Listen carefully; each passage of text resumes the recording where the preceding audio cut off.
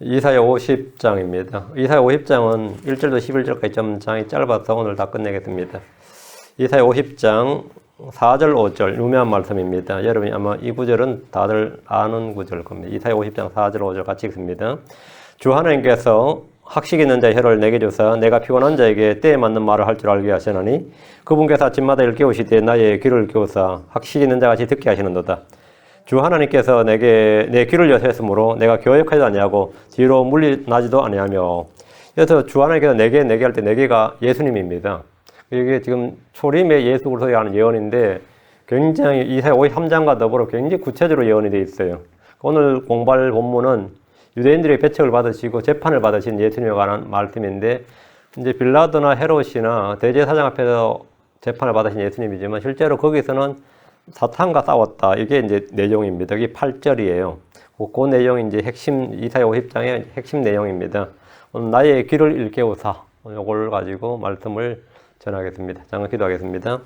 위대하시고 거룩하신 주 하나님 감사합니다. 하나님께서 은혜와 긍휼을 많이 베풀어 주시고 이 시간 말씀을 잘 전달할 수 있도록 주께서 이 미리 기록해 주신 이 말씀을 성령을 통해서 또 전달할 수 있도록 하나님께서 은혜로 허락해 주시고 저에게 듣는 귀로 허락해 주시고 깨닫는 마음을 주시고 말씀을 믿음과 잘 결합해서 마음에 잘 결합할 수 있도록 은혜 베풀어 주시길 간구합니다.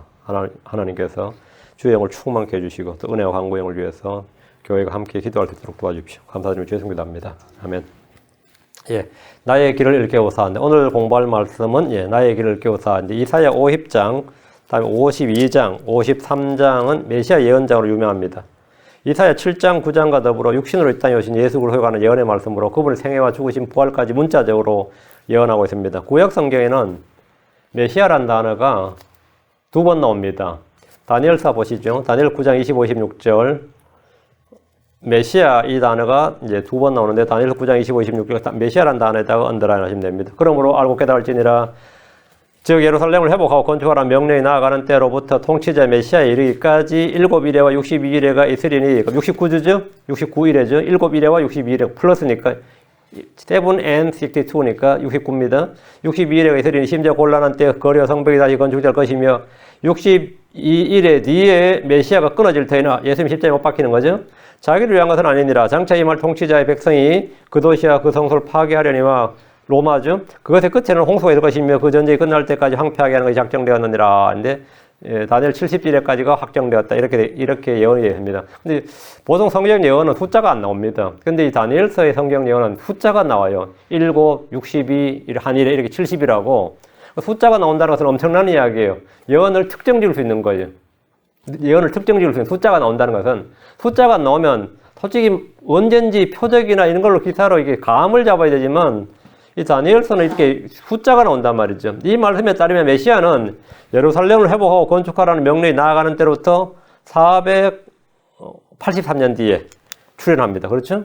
490년 70일이니까 483년 뒤에 출현합니다. 그리고 7일에 62일에 즉 69주가 지난 뒤에 메시아가 끊어집니다. 끊어져야 돼요. 그럼 역사적으로 그분이 누굽니까? 예수 그리스도입니다. 예수님은 정확히 예언의 캘린더에 맞게 69주가 될 때 있다 육신을 꼬셨고 3년 반의 사역을 마치신 뒤에 십자가에 못 박혀 끊어지셨습니다. 그분은 자기를 위해 끊어진 것이 아니라 자기 백성을 위해 온 세상을 위해 그렇게 되었습니다. 신약에서도 이 메시아라는 단어가 두 번 나옵니다. 나머지는 모두 그리스도로 번역되는데 안드레가 시몬 베드로에게 우리가 메시아를 만났다 이랬어요.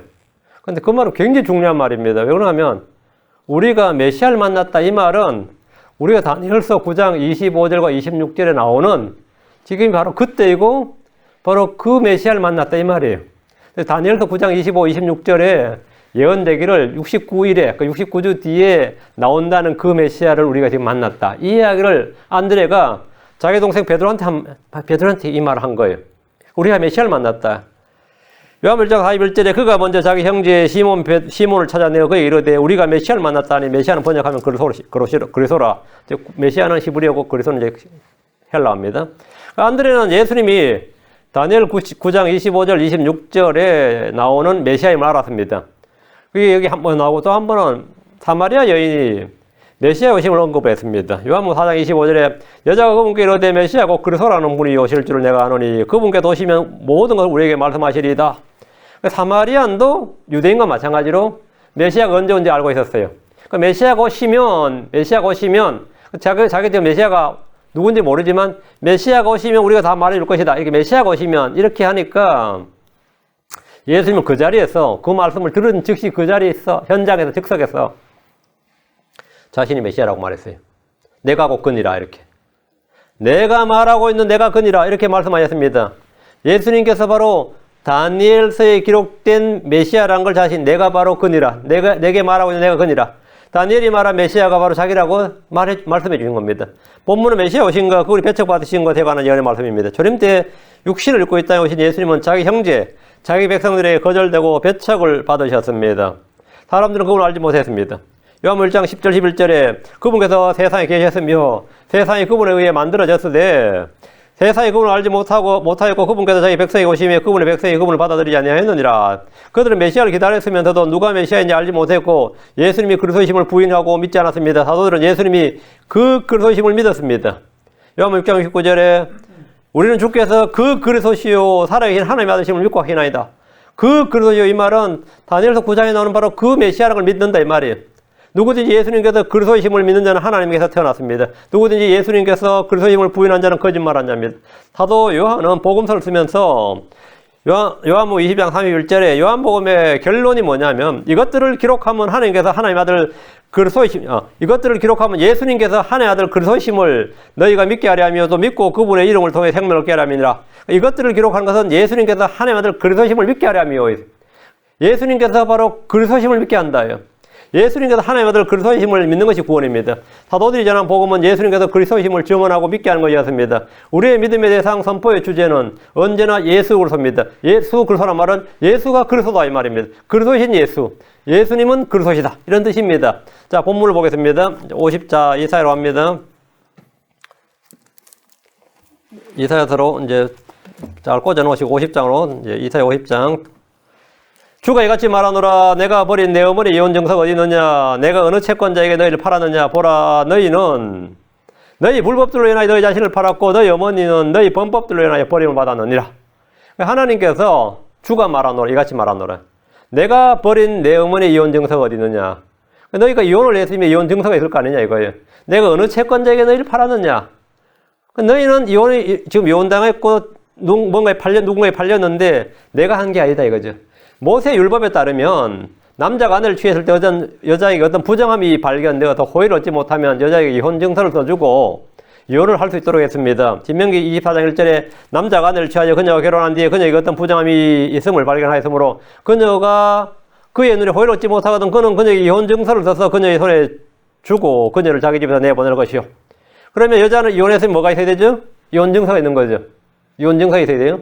이 율법 우리 주님께서 산상수에서 이렇게 말씀하셨습니다. 마태복음 5장 31절 32절 또 일러서되 누구든지 자기 아내를 버릴 자는 그녀에게 이혼 증서를 줄지니라 하였으나 이것은 신명기예요. 그러나 나는 너희에게 이르노니 누구든지 음행이 아닌 다른 이유로 자기 아내를 버린 자는 그녀로 하여금 간음하게 하며 또 누구든지 이혼당한 여자와 결혼한 자는 간음하느니라. 이혼과 간음에 대한 새로운 법을 주님께서 주셨어요. 산상수는 모세율법보다 훨씬 더 강력한 법입니다. 훨씬 더 어드밴스드예요.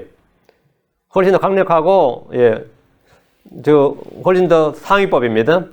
주님께서 구약의 율법을 인용을 하셔서, 그러므로 이렇게 말씀하지 않고, 그러나 나는 너희에게 이르노니 이렇게, 그 구약 율법을 뒤엎는 말씀하셨단 말이죠. 유대인들이 이혼법을 완전히 바꿔주셨어요. 간음에 대한 개념도 완전히 바꿔주셨습니다. 유대인들은 언제든지 이혼하고 싶을 때는 이혼 증서를 써주면 이혼이 가능했습니다. 사실 약간 율법을 좀 오용하고 악용한 면이 많은데, 주님은 음행 외에는 이혼 불가라고 하셨고 그 외에는 간음이다. 그 당시 유대인들은 예수님의 이 가르침이 율법과 상당히 차이가 나고 이건 율법을 배척하는 게 아니냐, 율법과 어긋나는 게 아니냐 이렇게 생각을 했던지라 다시 한번 질문했어요. 자, 마태복음 19장으로 갑니다. 마태복음 19장 7절 8절 그들이 그분께 이르되 그러면 어찌하여 모세는 이혼 증서를 주어 그녀를 버리라고 명령하였나이까 하니 그분께서 그들에게 이르시되 모세가 너희 마음이 강팍함으로 너희 아내를 버리도록 허락하였으나 처음부터 그것은 그렇지 아니하였느니라.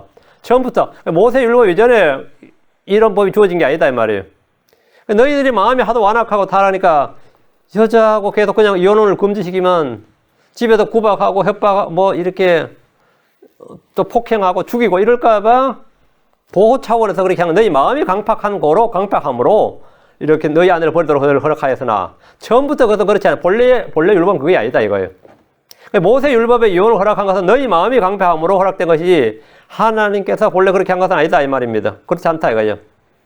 말씀 19장 9절 또 내가 너희에게 이르노니 누구든지 음행 외에 다른 이유로 자기 아내를 버리고 다른 여자와 결혼한 자는 간음이며 또 누구든지 버림받은 여자와 결혼한 자는 간음하느니라 하시니라.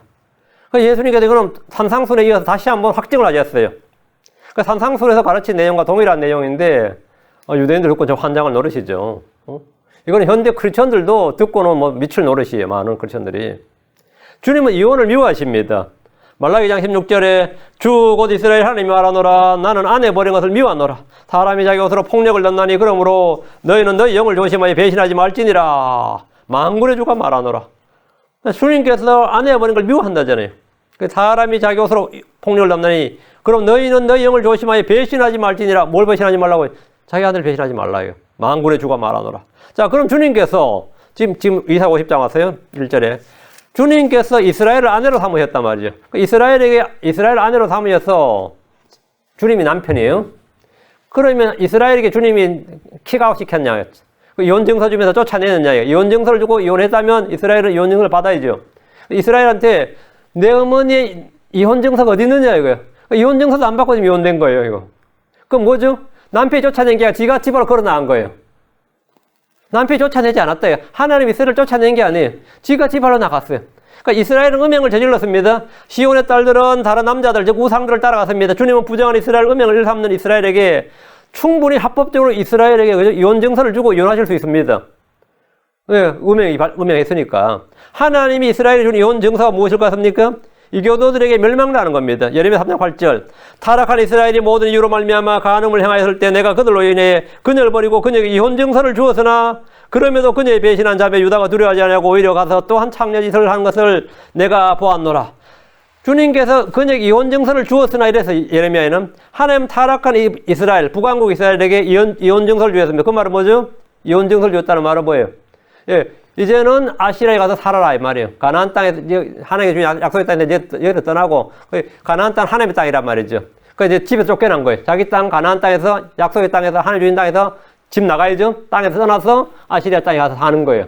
유다는 약속의 땅에서 떠나서 어디 가서 쫓겨났으니까 바빌론 땅 가서 사는 거예요. 그 남편의 땅 거기에 못 사는 거예요. 집에서 못 사는 거예요. 그게 이혼 증서예요. 그 이제 사마리아가 쫓겨났으면 유다가 떨어야 되는데 자기도 똑같이 따라하더라 이거예요. 그러니까 하나님은 타락한 이스라엘, 북왕국 이스라엘에게 이혼 증서를 주셨습니다. 그래서 그들은 아시리아에게 종으로 팔렸습니다. 그런데 유다는 그것을 보고도 창녀짓을 했습니다. 하나님 유다에게 이혼 증서를 주셨습니다. 그들은 바빌론에게 종으로 팔렸습니다. 지금 대언제 이사야는 요거 전 이야기예요. 아직까지 역사적으로는 이스라엘은 이방인에 팔리지 않았단 말이에요. 이혼 증서가 없죠. 자, 그럼 본문 보겠습니다. 다시 1절 주가 이같이 말하노라 내가 버린 내 어머니의 이혼 증서가 어디 있느냐 내가 어느 채권자에게 너를 팔았느냐 내가 너를 종으로 아니면 누구를 팔아먹었냐 말이에요. 주님은 아직 이혼하지 않으셨고 그들을 아무에게도 팔지 않으셨습니다. 그들은 남편이신 주 하나님으로부터 이혼 증서가 받은 이혼 증서가 없습니다. 주께서 이스라엘을 아무에게도 팔지 않으셨습니다. 자, 두 구절 봅니다. 예레미야 3장 14절. 예레미야 3장 14절. 예. 주가 말하노라 오 타락한 자녀들아 내가 너희와 결혼하였을 때 돌아오라. 내가 너희와 결혼하였을 때 그러니까 주님과 이스라엘은 결혼관계, 혼인관계죠. 남편과 아내 관계. 그러니까 내가 너희와 결혼하였으니 돌아오라. 타락한 자녀들 주님께서 이혼 증서를 주시는 대신에 돌이켜서 계속 사시려고 하는 거예요. 주님과 이스라엘은 혼인관계입니다. 주님은 타락한 이스라엘에게 이혼 증서를 주시기 전에 회개를 촉구하며 돌아오라고 하셨습니다. 주님 얼마든지 이혼 증서를 주시고 내버릴 수 있어요. 그럼에도 불구하고 오래 참고 기다리셨습니다. 그럼에도 그들은 돌아오지 않고 남편 대신 주를 버리고 다른 남자와 결혼해버렸습니다. 난리 났죠. 다른 남자 결혼해버렸어요. 말라기장 11절 유다는 배신하였고 이스라엘과 예루살렘 안에는 가증한 일이 저질러졌나니 유다가 주께서 사랑하시는 것 같이 그분의 거룩함을 더럽히고 이방 신의 딸과 결혼하였느니라. 유다가 결혼해버렸다 이거예요. 자기 남편을 떠나 다른 남자와 결혼하면 자동으로 이혼이 성립됩니다. 주님은 이혼 증서를 주지 않았고 그들 팔지 않았지만 이스라엘은 장녀처럼 스스로 자신을 팔았습니다. 다시 1절 보라 너희는 너희 불법들로 인하여 너희 자신을 팔았고 너희 어머니는 너희 범법들로 인하여 벌인을 받았느니라. 어떻게 된 거냐 이거. 너희 불법들로 인하여 너희 범법들로 인하여 그들이 팔린 것은 그들 자신의 불법으로 스스로 자신을 팔았다는 겁니다. 주께서 그들을 버리시거나 판 것이 아니라 그들의 범법으로 해서 팔렸고 버림을 받았다는 거예요. 여러분 성경 읽다가 주께서 이스라엘을 파셨던 장면을 볼 수 있습니다. 사사기로 와서 2장 14절, 4장 2절, 10장 7절. 사사기로 하면 주님께서 이스라엘을 파셨다는 장면이 있어요. 자, 사사기 2장 14절. 주의 분노가 이스라엘 향하여 맹렬히 타올라 그분께서 그들을 노략한 노략자들의 손에 그들을 넘겨주시고 또 사방에 있던 그들의 원수들의 손에 그들을 뭐 하시니? 파시니. 그들이 더 이상 자기 원수들 앞에 서지 못하였으며 주님께서 그들을 파셨다 고 나오죠. 주께서 그들을 넘겨주셨고 원수들의 손에 파셨다고 합니다. 이것은 그들의 불법들로 인해 범법들로 인해 스스로 자초한 일이란 겁니다. 4장 2절 주께서 하솔에서 통치하던 가나안 왕 야빈의 손에 그들을 파셨는데 그들을 파셨는데 그의 군대 대장 리바인들의 하로세스에 거하던 시스라더라. 마찬가지죠. 파셨다. 10장 7절 주의 분노가 이스라엘 향해 맹렬히 타올라 그분께서 블레셋 사람들의 손과 암몬 자손의 손에 그들을 파심해 주님께서 그들을 파셨다 이거예요. 하나님께서 그들을 파신 것은 그들의 불법들로 인해 팔린 겁니다. 이것은 아주 굉장한 템포러리였어요. 우리는 모두 죄 아래 팔린 사람들입니다. 로마서 7장 14절에 우리가 알거니와 율법은 영적이나 나는 육신적에서 죄 아래 팔렸도다. 우리는 육신적에서 죄 아래 팔렸도다. 이게 모든 사람들이 죄 아래 팔렸다. 우리는 모두 죄 아래 팔린 사람들인데 자신이 누구에게 무엇에 팔린지도 모른 채 사는 죄인들이 되어버립니다. 주께서 우리를 구속하기 위해서 값을 치르신 것은 우리가 죄 아래 팔렸기 때문입니다. 이스라엘이 자기들의 불법으로 인해서 팔렸고 버림받았기 때문에 주께서는 자신의 피로 값을 치르고 우리를 사셨습니다. 이것을 리뎀션, 이걸 리뎀션, 구속이라고 합니다. 주님을 리디머, 구속자라고 합니다. 구속자. 왜? 팔려버렸단 말이죠. 근데 이제 산 사람은 합법적으로 샀다 이거죠. 그걸 구속하려면 값을 치러야 되는 거죠. 그걸 리뎀션이죠. 자, 2절, 이사야 5장 2절. 어째 내가 왔을 때 아무도 없었느냐? 어째 내가 부를 때 응답하는 자가 아무도 없었느냐? 과연 내 손이 짧아져서 구속하지 못하겠느냐? 내게 건져낼 능력이 없느냐? 뭐라 내가 꾸짖은즉 바다가 마르며 강들이 광야가 되고 강들의 물고기가 물이 없으므로 목말라 죽어 악취를 내느니라. 주님은 한 사람을 사셨습니다. 그러나 아무도 없었습니다. 중보자나 중재자가 될 만한 사람이 없었다. 한 사람이 없었어요. 욥이 말하기를 욥기 9장 3절에 우리 사이에는 우리 둘 위에 손을 얹을 중재인도 없도다. 하나님과 사람 사이에 중재할 만한 중재인이 없었다. 중보자가 없었다 이 말입니다. 주께서 부를 때 응답한 자가 없었습니다. 이사야 59장 16절. 이사야 59장 16절. 그분께서 사람이 없음을 보시고 중보자가 없음을 이상히 여기셨느니라. 그러므로 그분의 팔이 그분에서 구원을 가져왔고 그분의 의가 그분을 지탱하였나니. 여기 보면 중보자가 없음을 이상히 여기셨다. 하나님과 사람 사이에 중재자가 없고 중보자가 없다 이거예요. 하나님은 사람이 없음을 보셨고 중보자가 없음을 이상히 여기셨다고 합니다. 그래서 친히 이 땅에 육신이 있고 사람이 되어 오신 겁니다. 이사야 63장 5절.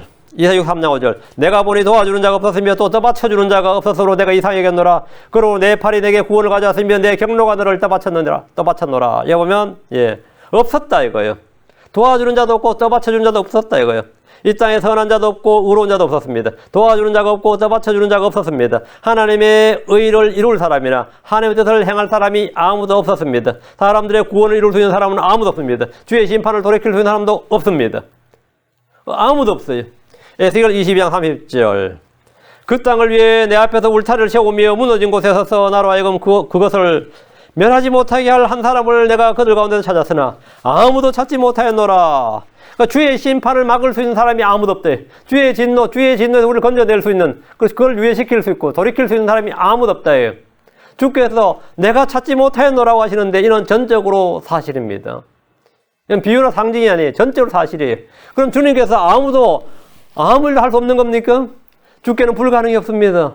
과연 내 손이 짧아져서 구속하지 못하겠느냐? 내게 건져낼 능력이 없느냐? 주님은 죄인들을 구속하시고 건져낼 능력이 있습니다. 주께서 꾸짖으시면 바다가 마르고 강들이 광야가 됩니다. 이것은 환경변화나 기후변화로 생긴 현상이 아니라 주의 능력입니다. 주께서 꾸짖으시면 강들의 물고기가 물이 없으므로 목말라주고 악취를 냅니다. 주의 능력은 한마디로 전능이고 무한입니다.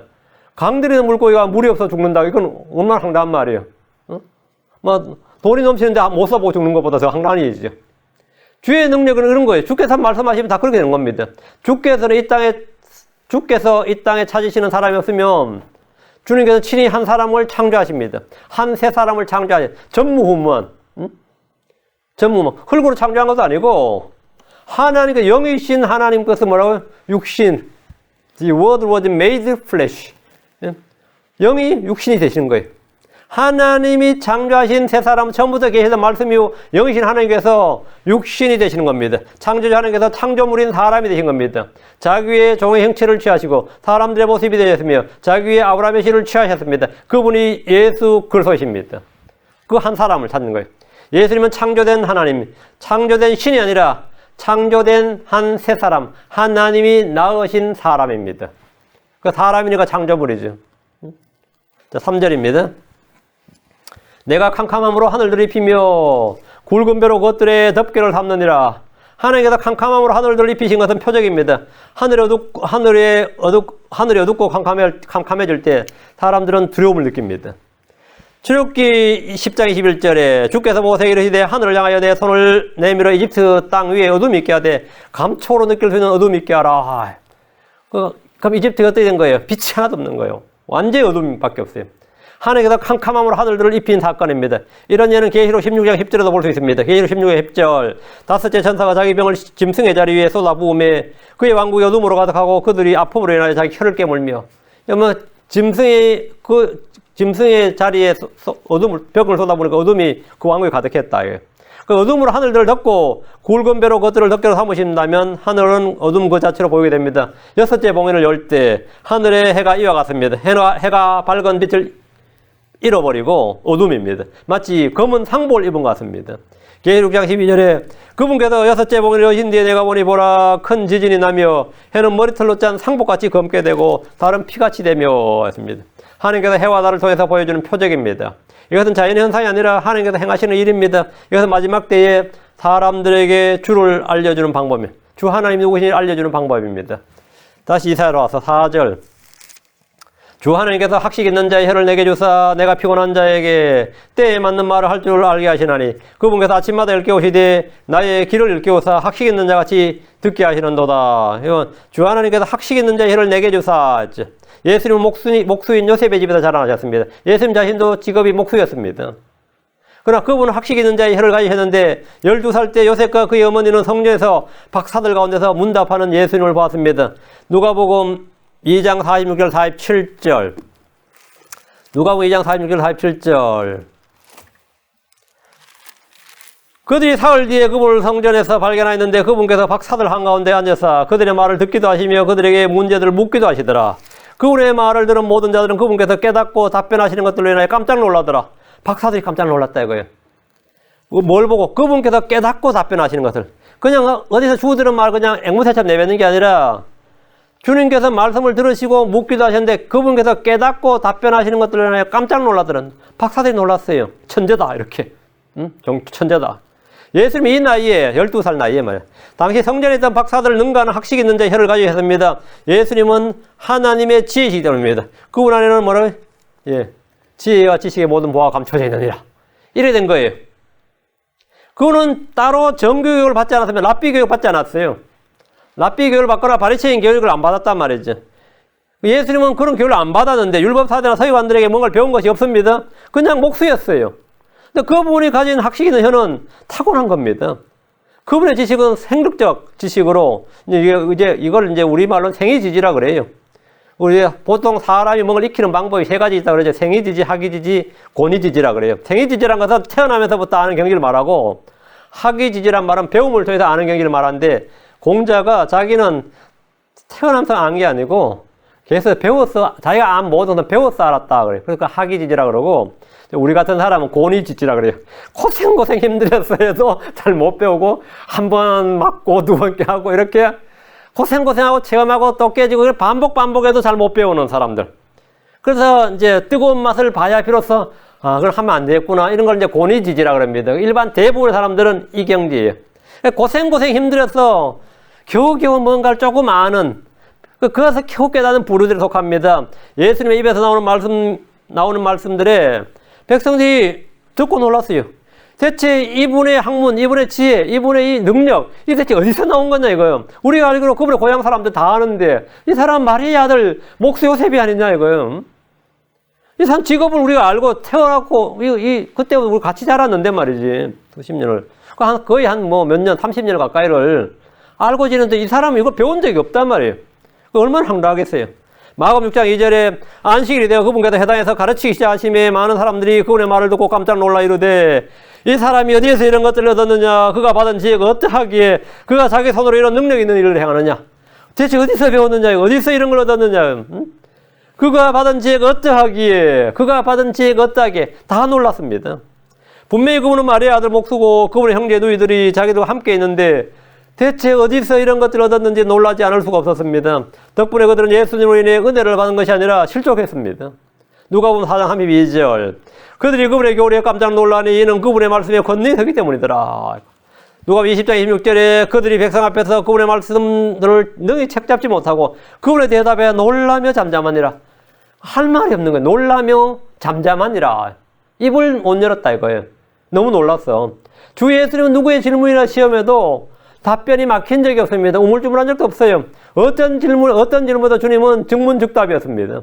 즉문즉답이었. 제일 답을 오랫동안 머뭇거리며 안 하신 게 성전에서 간음하다 잡힌 현장에서 간음하다 잡힌 여자가 왔을 때 주님께서 답을 안 하시고 바다에 몸을 쓰시는 거예요. 그래 막 재촉을 했죠. 그때 주님께서 너희 가운데 죄 없는 자가 먼저 돌로 쳐라 뭐 이렇게 해가지고 또 전부 다 뭐 언제든 아무도 그냥 뭐 할 말이 없게 만드셨죠.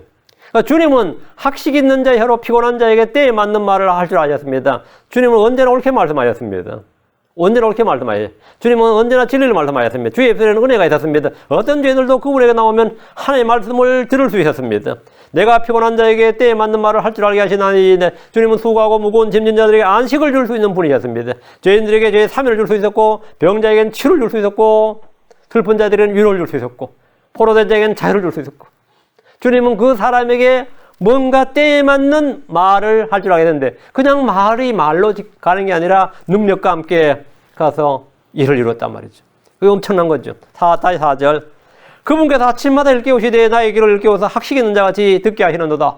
하나님께서 예수님을 아침마다 일깨우셨다요. 나의 귀를 일깨워서 주님은 하나님의 음성을 들을 수 있는 귀가 있었습니다. 예수님 아침마다 하나님께서 깨우쳐 주시는 말씀이 있었다는 거예요. 나의 귀를 일깨우사 이 말은 깨달음의 시작이 듣는 것, 귀에서부터 시작된다는 사실을 보여줍니다. 예수님 아침마다 들으셨습니다. 예수님 새벽 미명에 일어나 기도하셨고 아버지께서 주시는 말씀을 듣고 깨달으셨습니다. 누구나 주의 음성, 주의 말씀에 귀를 기울이고자 할 때 주님은 그의 귀를 열어주시고 깨닫게 해주십니다. 누구나 주의 음성에 주의 말씀을 행하고자 할 때 말이죠. 주의 말씀을 듣고 행하려 할 때 그런 주의 가르침을 받고 깨닫게 됩니다. 그렇지 않으면 마음은 우둔해지고 보는 눈과 귀는 닫히게 됩니다.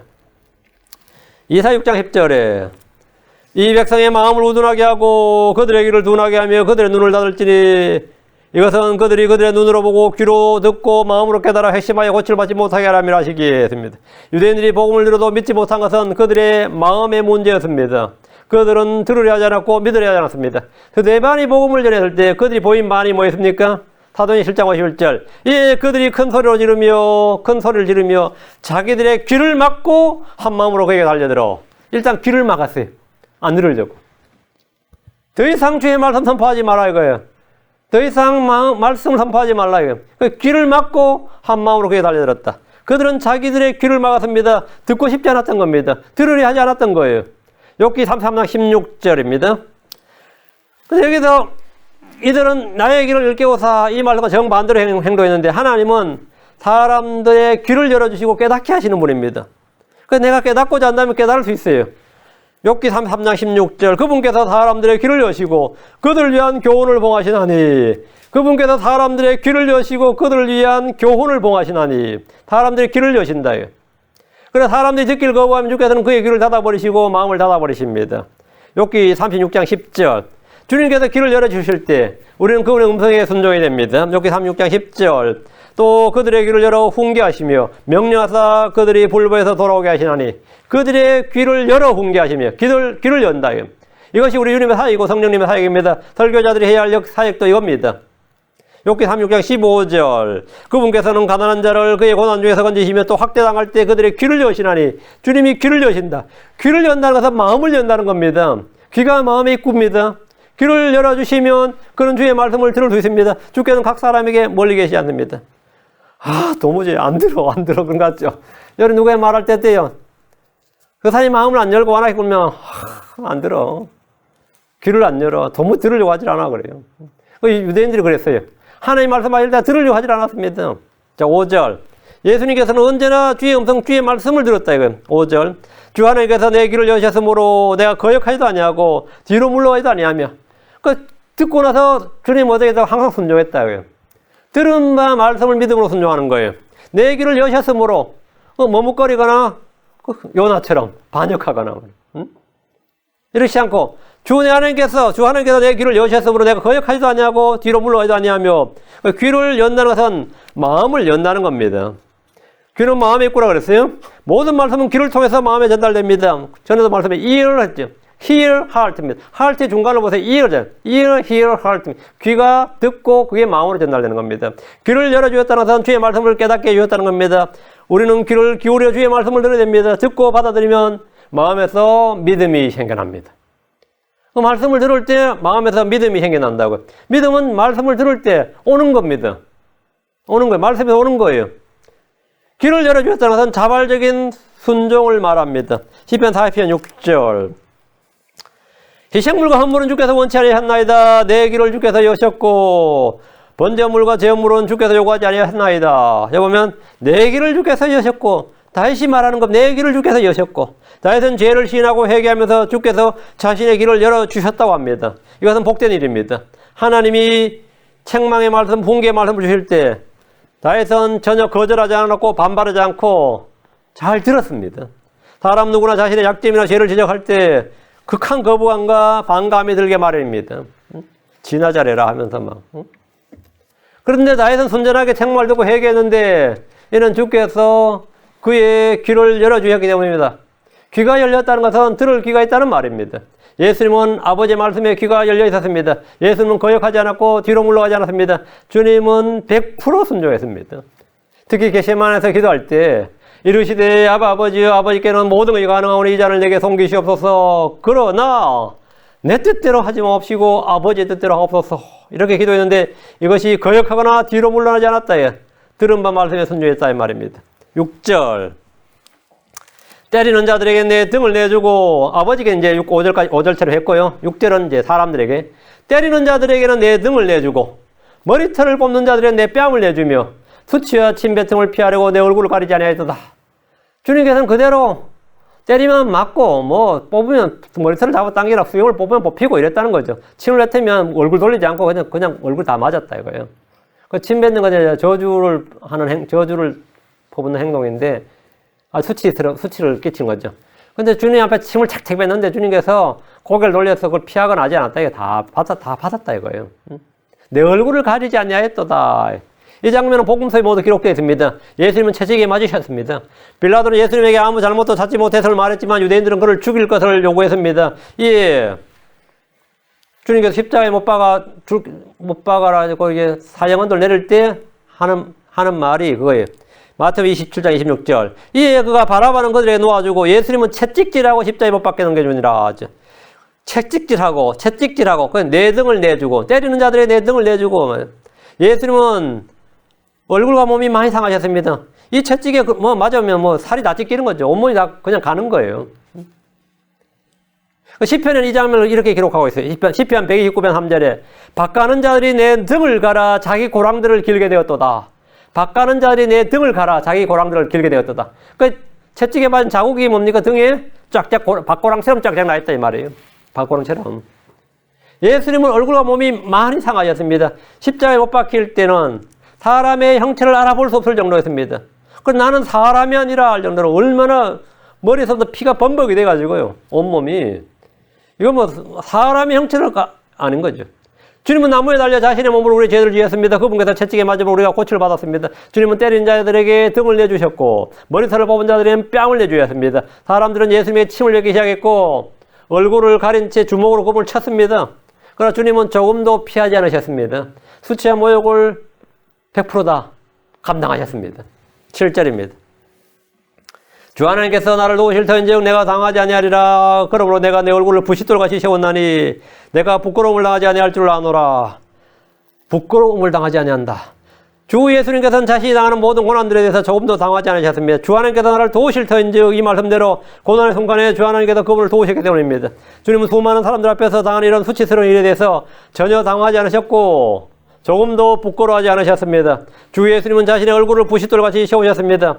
한국 사람들은 이제 부싯돌같이 이렇게 안 쓰고 얼굴에 철판 깔았다 이런 표현 안 쓰는데 성경적 표현이 철판에 대한 성경적 표현이 부싯돌이에요. 부싯돌. 대언자 에스겔에게 주님은 에스겔 3장 9절에 내가 내 이마를 부싯돌보다 굳은 금강석 같게 하였으니 그들이 비록 반역하는 집이라 할지라도 그들을 두려워하지 말며 그들의 모습에 놀라지 말라.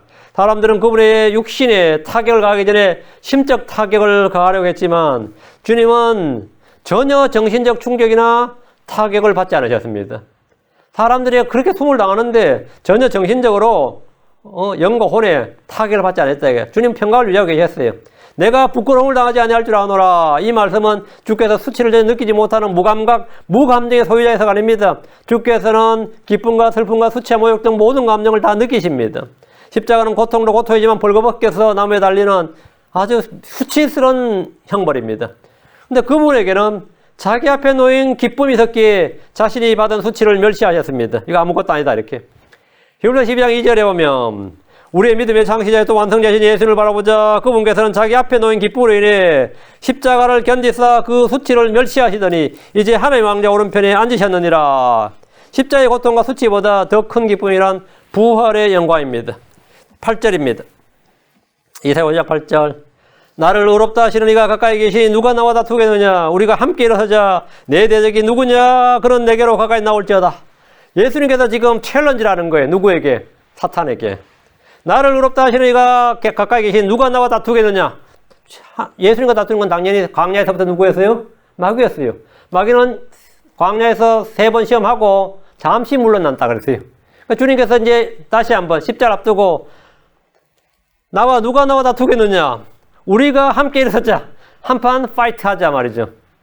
우리가 이게 let us stand together. 우리가 함께 일어서자 말을 한판 붙자 이 말입니다. 우리 지금 간단한 말로 우리가 함께 일어서자. 내 대적이 누구냐? 나하고 파이트할 사람이 누구냐? 나하고 싸우려면 누구냐? 내 대적이 누구냐? 그런 내게로 가까이 나올지어다. 내가 한 방 먹여주마 이거죠. 이 구절은 영적 전쟁의 절정을 보여주는 장면입니다. 예수님께서 사탄에게 하시는 말씀입니다. 나를 의롭다 하시는 이가 가까이 계시니 하나님은 예수님과 언제나 함께 계셨고 가까이 계셨습니다. 예수님께서 아바 아버지여라고 기도할 때 주님은 하나님은 즉각 응답하셨습니다. 누가 나와 다투겠느냐. 우리가 함께 일어서자. 이제 머뭇거리지 말고 이제 정신으로 한판 하자 이거예요. 라운드는 준비됐죠. 주 예수님과 다툴 자가 있으면 함께 일어서자는 겁니다. 일어서자 이거. 한판 붙자 이거예요. 법정 대결이든 실력 대결이든 한판 싸우자 이거예요. 내 대적이 누구냐? 사탄입니다. 그런 내게로 가까이 나올지어다. 예수님께서 사탄에게 한판 도전을 선언하셨습니다. 공중권세 잡은 자요 사마의 권세를 가지고 이 세상에서 왕으로 있는 사탄에게 누가 나와 다투겠느냐? 우리가 함께 서자. 내 대적이 누구냐? 그런 내게로 가까이 올지어다. 이렇게 하신 겁니다. 권투하는 사람들이 상대에게 하는 말과 비슷합니다. 예수님은 빌라도와 헤롯과 대제사장과 싸우는 게 아닙니다. 예수님은 빌라도와 싸우지 않았어요. 헤롯과 싸우지 않았습니다. 대제사장 싸운 게 아닙니다. 이 재판정에 갈 때마다 라운드 헤롯 앞에서나 대제사장 앞에서나 빌라도 앞에서나 장소는 달랐지만 항상 싸움 파이터는 대적자는 사탄이었어요. 주님은 공중권세 잡은 통치자, 이 세상의 통치자 싸우시며 지금 그에게 말하고 있습니다. 예수님은 영적 전쟁을 치른 중이었습니다. 자, 누가 이겼습니까? 십자가에 못 박을 때 사탄이 이긴 줄 알았습니다. 누가 이겼어요? 부활하심으로 예수님이 이겼습니다. 골로새 2장 15절에 정사들과 권능들을 벗기사 십자가 안에서 그들을 이기시고 십자가 안에서 그들을 이기시고 십자가에 못 박였으니까 당연히 사탄이 이긴 것은 죽였으니까.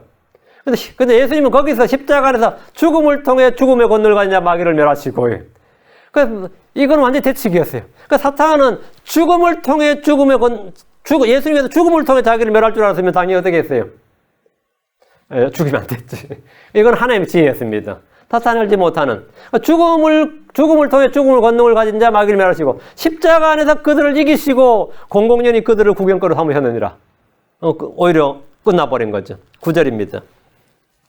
보라 주 하나님께서 나를 도우시리니 나를 정죄할 자가 누구냐. 보라 그들은 다 옷같이 헤어질 것이요 좀이 그들을 먹으리라. 예수님께서 확신 있게 선포하시는 말씀입니다. 나를 정죄할 자가 누구냐. 욥을 정죄했던 사탄, 다윗을 격동하게 했던 사탄이지만 예수님을 정죄할 수 없습니다. 예수님께서 죄가 없기 때문입니다. 예수를 돕는 하나님이 가까이 계시기 때문입니다. 보라, 주 하나님께서 나를 도우시리니, 이 말씀은 예수님이 이 땅에 산 영적인 삶의 비결입니다. 만약 누구라도 예수님을 정죄하면 그들은 다 옷같이 헤어지고 조미 그들을 먹습니다. 옷같이 헤어지고 조미 그들을 먹는다. 죽어서 시체가 된다. 죽어서 백골이 진토가 된다 이 말이에요. 사람은 죽는 순간부터 옷같이 헤어집니다. 몸은 극적인 해체가 돼요. 다음에 뭐가 된다고요? 조미 그들을 먹으리라 했죠. 사람이 죽으면 벌레들이 그들의 몸을 먹습니다. 10절입니다. 다 죽는다 이 말입니다. 너희 가운데 누가 주를 두려워하고 그분의 종의 목소리에 순종하며, 누가 주를 두려워하고 여호와 하나님입니다. 그분의 종의 목소리에, 예수 그리스도의 목소리에 순종하며 빛이 없이 어둠 속에 다니느냐, 그는 주의 이름을 신뢰하고 자기 하나님을 의지할지니라. 그런 사람은 없다 이거예요. 주를 두려워하고 그분의 종 예수님의 목소리에 순종하면 어둠 속에 다니는 사람이 없습니다. 주를 두려워하고 그분의 종의 목소리에 순종하면 그는 어둠에 다니지 않습니다. 성경이 말하기를 시편 112편 4절에 곧바른 자에게는 어둠 속에서도 빛이 일어나니 했습니다. 곧바른 자에게는 어둠 속에서도 빛이 일어난다. 그게 걸려 넘어지게 할 게 없다는 거죠. 시편 139편 11절 내가 말하기를 어둠이 반드시 나를 덮으리라 할지라도 밤조차 나를 두르는 빛이 되리이다. 밤조차 나를 두르는 빛이 된다 했어요.